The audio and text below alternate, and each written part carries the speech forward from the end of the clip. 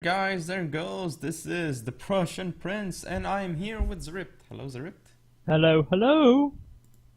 So this is Beta Flash Tournament number 14. This is the FOTS version. There's also a Shogun 2 tournament that's happening this day.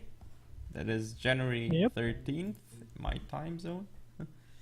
And as I understand, this is a anniversary of 300 members on a Beta Flash tournament group.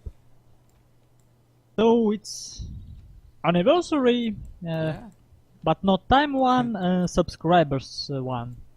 Happy 300 members. Subs, 300 subs, yeah. I actually should be playing right now, but I automatically go to the second round because of strange brackets. Strangely so I will be. Pointman was knocked out.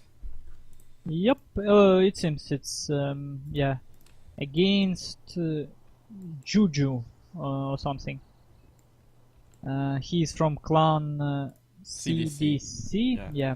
Chevalier du Christ. Yep.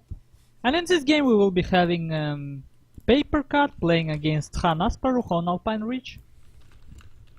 Dodges we have Sword Dojo and Shrine. Well, and I know this isn't cool, but I can't help but remember how my only one against Duck was on this exact map. My first and only. Well, it was interesting game. And the thing with this map is it's probably the only map with the ridge in the middle that is not very good for melee rush. Because usually if map have some sort of a ridge in the middle, we say that this is a melee rush map, you should bring melee units because you can close up and go over the ridge and he cannot shoot at you. But here it's not the case. You can still bring melee units, but you don't have to go over the ridge. You just keep them behind the ridge. The problem with Alpine Ridge is if you melee units cross the ridge, they still not get to opponent's line. He can still kite with them because terrain is relatively flat. There is a lot of water paths to kinda slow down melee units. And more importantly, dodgers are not on the ridge, they are on the sides of the ridge.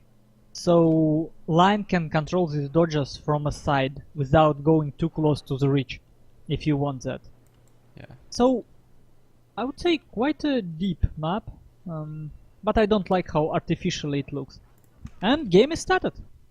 So I shall go over the build of AVA Paper Cut Assassin. He's got a Bushido gun general, pretty standard. Then on his left flank, Yariki rank 1, supported by United States Marines, obviously rank 5, with increased range. Then Spear Levy Vanilla, rank 1 Black Tortoise in the center, and another rank 1 Black Tortoise. As for his right flank, he's got a Yariki Vanilla over there, Imperial Guard Cav, Vanilla, Royal Marines, 150 range, 150 range White Bears, Kia Thai Vanilla, interestingly enough.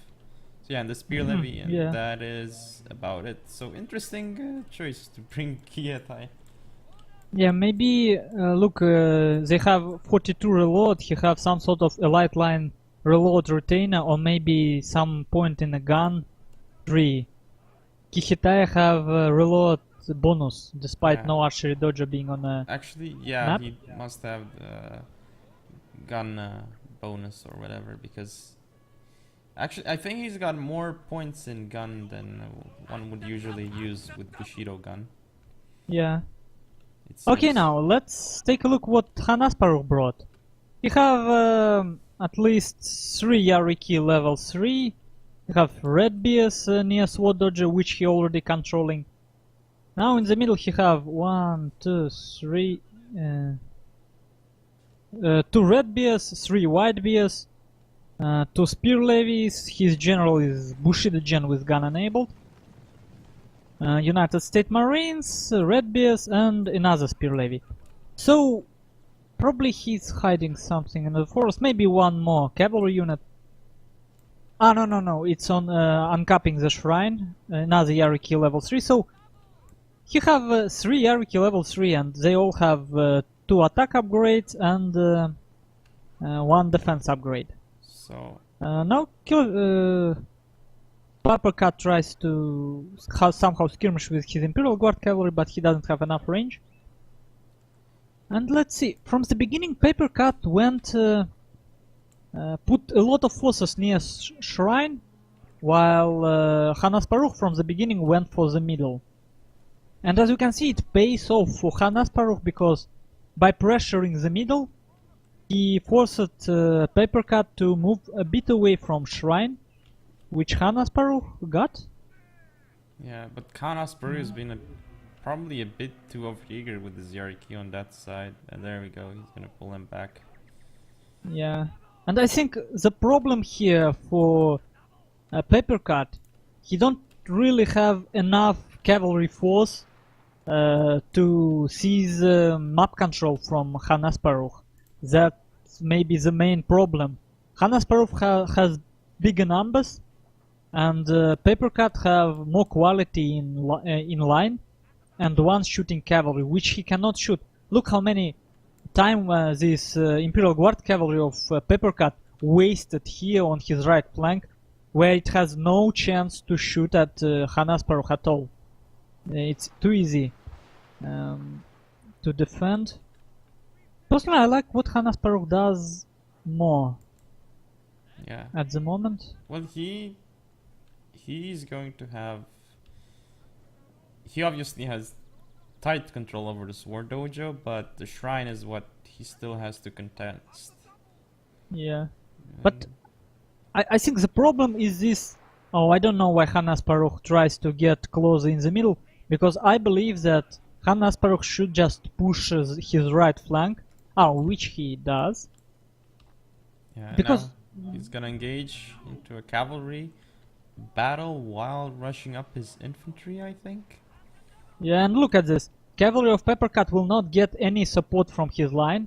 Yeah. If fight starts, but no, it's not starting. So yeah, interestingly enough, Asparukh have stronger build, because you know these 150s are, well, not a stronger build, but builds that allowed him to take map control. Sort of. Some shooting going on near shrine now. It's like Papercut's finally might get some good usage out of his Imperial Guard cavalry on the left flank. He might be able to skirmish a little bit with the Yariki.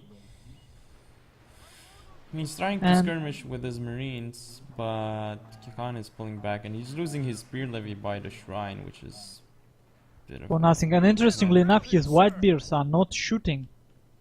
I mean, how can they not have a line of sight here? Yeah, it's quite strange.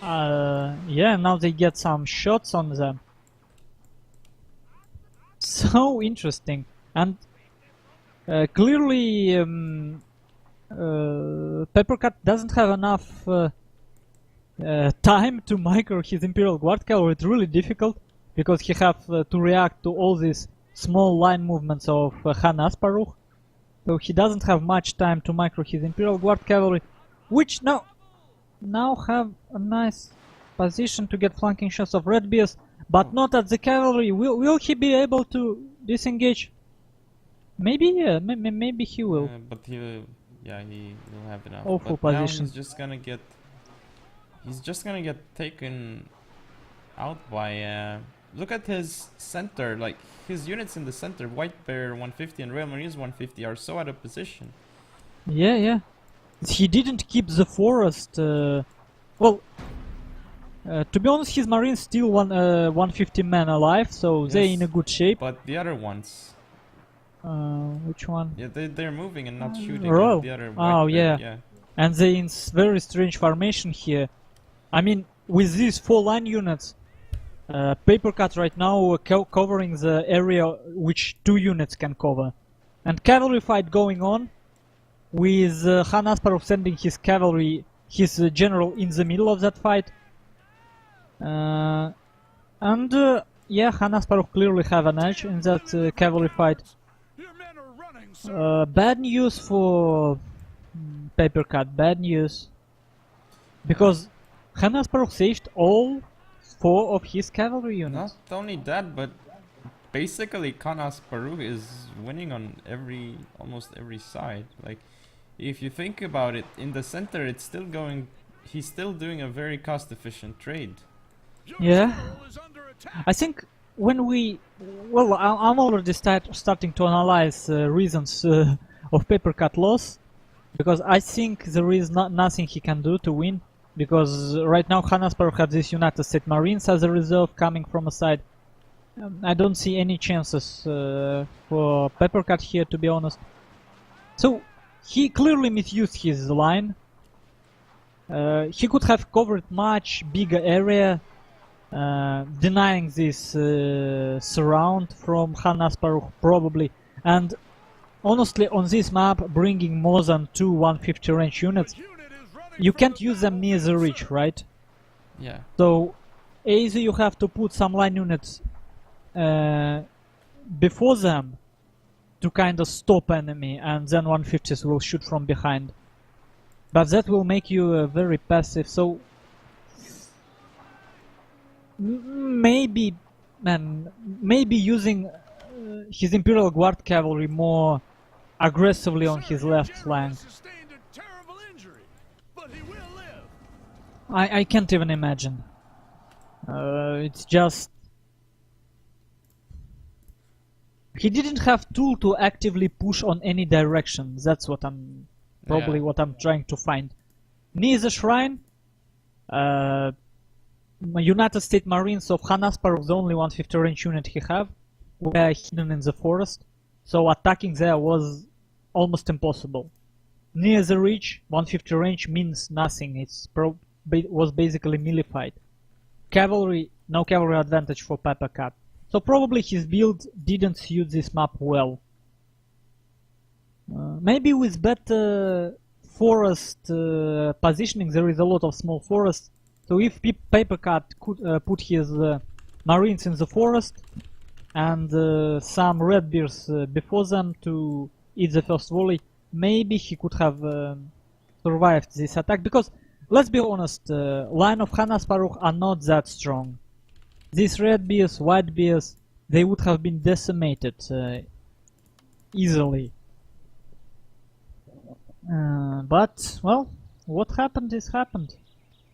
Good game, Han Asparukh winning in the first round game against Paper Cut Assassin. And let's take a fast look at final stats. So we can already say that he did a fantastic job with these red bears and the white yeah. bears.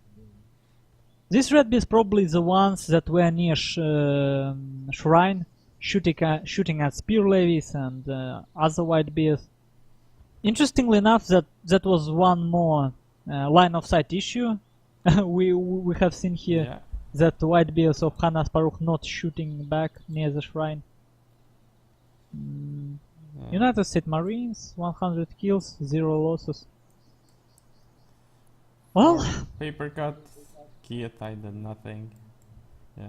Yeah, strange units. Well, worth testing, but not sure if it's worth bringing. Yeah. Well, anyway, hope you guys and girls enjoyed. If you want to see more, of course, please comment, rate, and subscribe. And a new addition to my outro. Follow me on Facebook and on Twitter if you want to connect with me more. Yep. So,